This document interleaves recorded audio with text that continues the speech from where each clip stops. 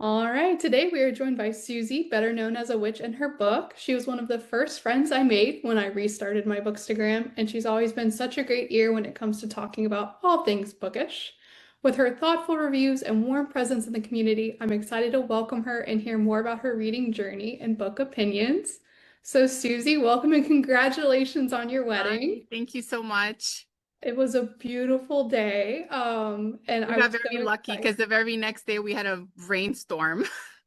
Really, especially with those vibrant fall colors. Yeah, and it Like, was an outdoor ceremony, so it worked out perfectly. well, I know, a few days after I started my Bookstagram, you landed in my DMs because we have a similar style of books and genre of books we're Yeah. interested in. And I was just wondering, how did you pick your handle, A Witch in Her Book? It's very unique. Yeah, so it's funny when I tell people like I'm a witch, they're like, what does that mean? Like, what do you mean you're a witch? You do spells? And I'm like, kind of. Um, so, I work with like the different phases of the moon Mhm. and I'm very connected to like the moon and nature. I, set intentions, I manifest. If I would say I'm closely aligned to Wicca. Okay. So yeah, so when I say, witch in her book, I'm literally meaning a witch and her books. I did wonder that, but like I never, like I usually don't pry when it comes to stuff like that, No, but I that did get cross it. my mind, like, I wonder if there's like a Wicca. Yeah. So Yeah. you literally mean. Literally a witch in her book. That's awesome. Well, how did your love of reading start? I know some people very early on in life, but others kind of blossom into reading. Yeah, so I started to love reading when I was like in third grade. The book that made me fall in love with reading was The Lion, the Witch, and the Wardrobe. Oh, okay. And it's funny because that's like fantasy, and now I really not interested in fantasy. Um, and I wouldn't say I was always the kind of reader that I am now. I read like in school I hated to read because you were forced to read these books that you didn't want to read. So I would Mhm. read like what I wanted on my own time. And then I went to college and I did my bachelor's and two masters all back to back. So I was in college for like a long time. And, being in college for all those years and doing two masters, I was doing a lot of reading for school, like textbooks and all that stuff. So I was never reading for pleasure. I would Hmm. read maybe in the summer because, I'm a teacher, so I'm off in the summer. So I have more downtime. So I'd read like in the summer. So I was like a summer reader. And then I met my husband 3 years ago, and he's an avid reader. Like I, Hmm. I have a lot of friends who read, and he's the biggest reader that I know. Seeing him reading kind of like made me miss it because like we were together all the time and I would go to his apartment all the time and he has like walls of bookshelves, right? And I don't know, I kind of was like, I miss this. And then being with someone who's a reader kind of pulled me back into reading.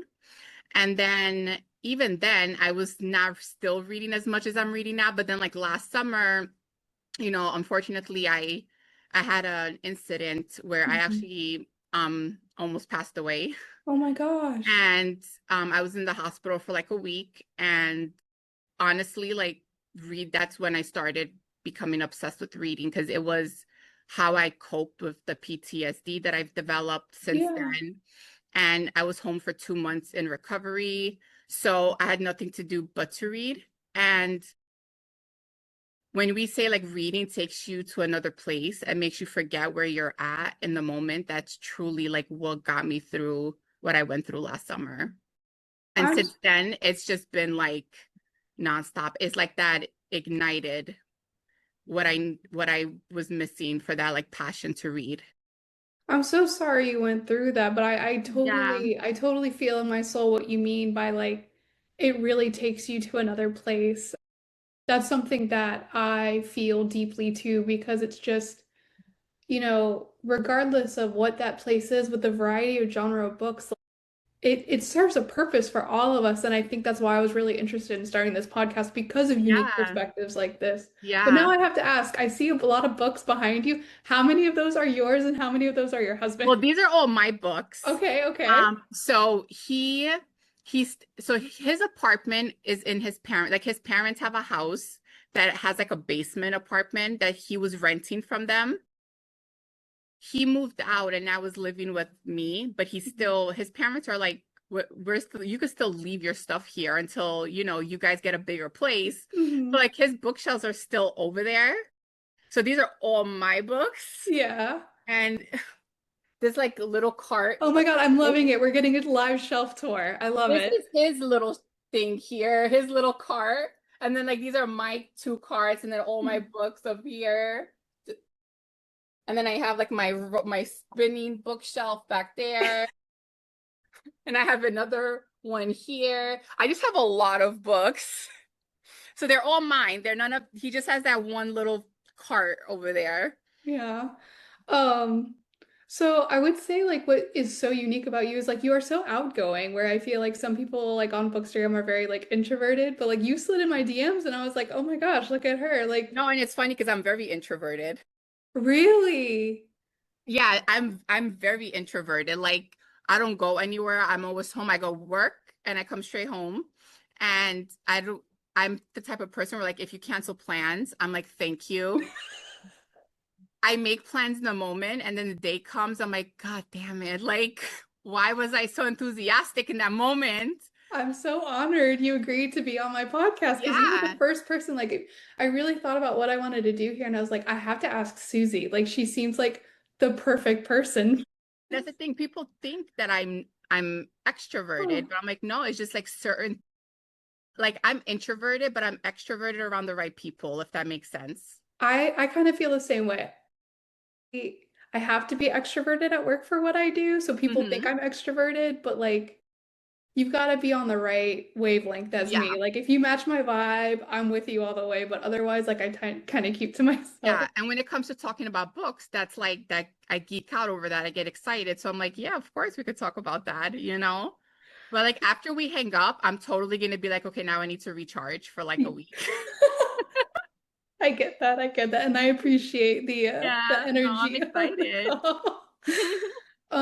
So I was wondering if you had to kind of give your vibe to everyone watching, like if they wanted to know Susie, a witch in her book, in a book, like what would be your go-to book recommendation and why? So, as you know from my page, I read a lot of like thriller and horror. Those are my favorite genres. But believe it or not, I'm a big Kristen Hanna girl. So Okay. Kristen Hanna is like my favorite author. Really? Yes, I love her so much. Like she's the only person who like if you say something bad about her, I will fight you. Anybody else, I'm like, I respect your opinion. It's okay. You don't have to like them. But if you say anything bad about Kristen Hanna, we're fighting. Wow. Like Okay, I okay. love her. Before I was reading thrillers and horror, I was reading historical fiction. I'm a big historical fiction fan. Okay. And I love Kristen Hanna. Like, listen, the thrillers and horror books, they're great, right? They get you like anxious and they make you like super excited and thrilled. But like Kristen Hanna's books like move me to the core. Like she messes me up. Like I can only read like two Kristen Hanna books a year because it takes me 6 months to recover from each book.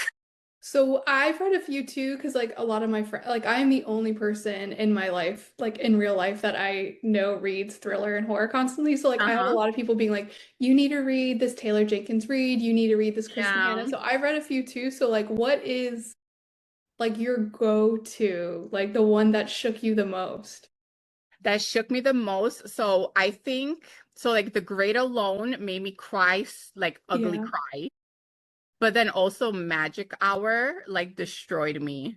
Okay. Okay. I haven't. And I read that book in December of last year and I'm Mhm. still like recovering. It's So so emotional and this is my tradition that I have with her books is like she's my last book of every year. Like I end the year with a Kristen Hanna book. So I you already have my books lined up where I'm like, okay, I need to be done by like this week in December so I could start my Kristen Hanna book. so Like you end the year on a good cry. Like you on a good plan your good cry. cry. Yes. And like I love my thriller, my heart, like Rachel Harrison, that's my girl. I love her so much. I love Rachel Harrison, and I love like John Mars and Lisa Joy. Alice Feeney. Ooh. For me, Alice Feeney is like right up there with Kristen Hanna. I love Alice Oh, Feeney. I love her so much. But there's just something about like, like a book just like completely moving you, like all your emotions being sad, heartbroken, angry, hopeful, cry, like every emotion all wrapped up in one book. And then you finish the book and you don't know how to move on from it. And you don't know what to do with your life after that. Like to me, that's like, wow, that's a powerful like book. And Kristen Hanna does that every single time. I agree because there's some books that like you read, and if someone asks you about it 3 months later, you're like, "Oh, I forget what happened." But like Krista Hanna books Hmm. stay with you. Like I read Night Road, I think 5 years ago, but like I have a almost 3-year-old. Like that story haunts me even more now that I have my own child. Like it still radiates in my bones. And then like Firefly Lane, like I think about that all the time as like Yeah. we grow and our friends and things change and things happen in our lives. Like Chris, Chris, maybe Hannah's a thriller after all because she haunts you. She's like that Yes, haunting horror yes. trope. And I always have to tell people too, like, you have to stick out with her, right? Like you because she's a slow burn. Hmm. People think she's too slow. And I'm like, no, I promise you, just hang on. You're gonna like die when you get to the second half of her book. But to me, it's like that's what makes her so great because she spends so much time on character development and story Hmm. development. So that's why for some people they're like, oh, this is so slow because you're used to the like fast-paced thrillers and horror and stuff. But I'm like, no, you have to stick it out. Do not DNF. Do not DNF Kristen Hanna. That's like Oh, red biggest flag mistake immediately for of Susie. your You DNF'd life. Kristen Yeah. Hanna, forget about it. Like my best friend Lori, she's, on Bookstagram too. She loves ranting about books. I'm actually trying to convince her to do like rant videos on her books. And she recently read her first Frida McFadden book and she was Yeah. like ranting. She's not a fan. And I was like, I'm gonna let it slide because I like Frida too, but I'm gonna let it slide. I was like, but don't you ever come for Kristen Hanna. Don't you ever. So she knows. Well, talking more about like the Bookstagram community, because like books have become such like a hot topic of the internet, and like it does turn into a community where like you have these people that you can talk about your hobby with that you may not have. Like, I guess I kind of want to know your opinion on what is the community great for and what could we do better? I think the community is great for growing your TBR. Also, just like you said, like I had I'm new to Bookstagram. I've had my account now for only 6 months. And prior to that, I was posting book content on my personal page. Now, Okay. like my handful of best friends are readers, but like everybody else on my page, my other friends and family are not. So I felt like I Mhm. was being annoying, and then I was getting no engagement because like nobody cares about my book posts. So when I post on Bookstagram, like I love the engagement, right? Like no, and then like I've posted so much that people are like, oh, I've never heard of this book. Thank you for recommending it to me. Or I read this because you recommended it to me. And vice versa. I found books through other people on Bookstagram. Hmm. And then just seeing like the amount of love that I even got, like just on my birthday, like how many people sent me birthday gifts. Like my husband was like, it's okay if you're buying the books. You don't have to tell me like other people are buying you books. I was like, no, I'm serious. People are buying me books. If he couldn't wrap his head around how like strangers who've never met me like care enough to spend their like hard earned money to buy me a book for my birthday. I'm like, this is the kind of community is like books are a love language. It's like we care about each other without having ever met. It's just like Yes. and I told him it's like an unspoken thing. I can't explain it. It's just a feeling we have. I talk about you guys to him like he's supposed to know you guys. I'm like, oh, blah, blah, blah, Christina. He's like, who's Christina? I'm like, Christina on Bookstagram. Oh my gosh. And he's just like, I'm supposed to know these people. I'm like, yeah. Yeah, especially like my husband, because I'll be like, because my toddler, like we're in the awkward stage where like she's sleeping good at night, but we're also potty training, but like Uh-huh. her communication's a little delayed, so it's always a little crazy. But I'm like, okay, I'm interviewing this person at this time, so you have to be on baby duty. This person at this time, so he's just like, oh my God, all of these people, like you really talk to them. Yeah. I'm like, yeah, and like the fact that y'all agreed to like I mean even you and I we've talked since August and you agreed to like I think that is one of the golden standards of this community. It's like yeah, we support each other in our endeavors and like share the love of books. Yeah. And like, I tell them, I'm like, I consider these people like real friends. Like, I can't wait to meet them in real life. Like, you know what I mean? And, the one downside I would say is that I feel like, and this is speaking for myself, like, I'm the type of person, like, I have high functioning anxiety, an actual thing. I'm in like therapy for it. And it's basically, I care. What that means is like, you care a lot about what other people think and other people's opinion, stuff that stemmed from like childhood and the pressure to be like perfect and liked. And that really comes into play with Bookstagram because I will obsess over the content that I post. I can't tell you how many times I've posted, deleted, posted, deleted, posted, deleted, and then becoming obsessed with how many likes you're going to get, how many followers do you have when people stop following you. Then you're like, why did they unfollow me? What did I do? What did I post? Do they not like me? Like, how can I Mhm. be better? I sometimes become so obsessed that it kind of it's it's interfering even with my reading sometimes. 'Cause I'm like, I'm on Mhm. this way too much and too obsessed, and I'm not reading as much as I should be reading because I'm too Mhm. much in books on Bookstagram. It's such a distraction, but then it's also that like obsession, like I guess in my mind competing or thinking I should be doing more, I should be doing better, and that's a me thing. Like I gotta like work on like the remembering the why, like why I made this page, right? For the engagement, for the friendships, for the connections, not for followers or likes. Like, so what if only 5 people like my post? Who cares? Well, I mean, I've always admired because I'm really bad at like making things look good. I don't even try. Like if you look at my feed, it's like it is what it is. Like this is all I have time for. So like I've always admired like how yours look. And I think you're absolutely right with the whole like it's almost like the over analytical critical because like I've seen other Mhm. people too be like I'm taking a break from Bookstagram like there's too much Yeah. pressure to post and etc. and like the follower or the algorithm's making me mad and it's like oh Yeah. my gosh like I actually really like this person's content and it's like these Yeah. expectations we build for ourselves cause us to burn out so I do see your point there I And then, think I see everybody have these really nice like aesthetics on their page. I'm like, I don't have aesthetics. I just have vibes. So yes then I'm like, do I need to change my page? So it's like that, it's like me putting that pressure on myself.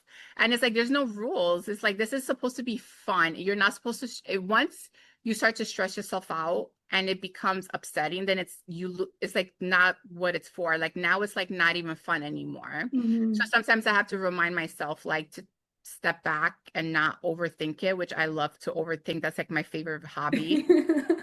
So, and even like sometimes I have to disconnect because you're on it too much. And then it's like my husband's like, hey, I'm over here, yes you know. yeah yeah So and it's finding that balance. it is too, because like, reading is a way to take us to that other place, but like there's also the joy of our present moment with like our friends and family Yeah. and things like that. And I think for me too, because I work in IT, it's like I am constantly like on the internet, taught like on my computer all day. And so like while doing the Bookstagram gives me joy and stuff, and doing this like gives me Hmm. huge joy, it's like I still need to have time to disconnect because it's like sometimes it's just good to touch grass, and I don't get to do that a Yeah, lot. I mean, So, I'm a pre-K teacher, right? I have mhm. 18 students, they're 4 and 5. So imagine for 7 hours a day, all day it's Miss Susie, Miss Susie, Miss Susie, Miss Susie, Miss Susie, right? 500 questions over and over and over again. So when I come home, I'm like done. Like I don't want nobody to talk to me. I don't want to hear nothing. Don't say my name. I just want to I'm gonna come be over home. here. I just come home and I just want to read and I need to just like because my brain is on all day, nonstop. Like there's no point in my day where there's no noise for seven Yeah. hours. Even my lunch break, I go to the auditorium, but then there's kids in the auditorium too. Like no matter where I go, there's it's for all day. I'm just around kids. No, I get that. So I it's a get that. I lot. get that. Yeah. All right. Well, last question to close out. What are you currently reading and how are you feeling about it? So I currently started The Eyes Are the Best Part. Ooh, I've read that one. I just Ooh, started it yesterday, so I like it so far. yeah. I'm reading The Black Tongue Thief, right? It's a fantasy book that my husband is making me read. I don't want to say making, I've agreed to read it, but he's a big fantasy sci-fi guy. So he's had me read it. So I've been Mhm. reading that book and I love it, but I'm finding myself like I need something of more of like what I want to read. So I started reading The Eyes Are the Best Part, but I'm still reading The Black Tongue Thief, but I'm doing like one chapter a day with his book Mhm. and then reading my book. I don't like reading two books at the same time. It's like hard for me, Same. but I promised him I was going to finish this book, so I'm just trying to finish it. But I'm enjoying it. But like, yeah, The Eyes Are the Best Part. I'm really, really liking it. I've been on a like horror high lately, which I Mhm. love, but I'm missing my thrillers. So I think after The Eyes Are the Best Part, like I'm jumping back into like my John Mars and like Lisa Jewell and stuff. Like I've been missing my thrillers.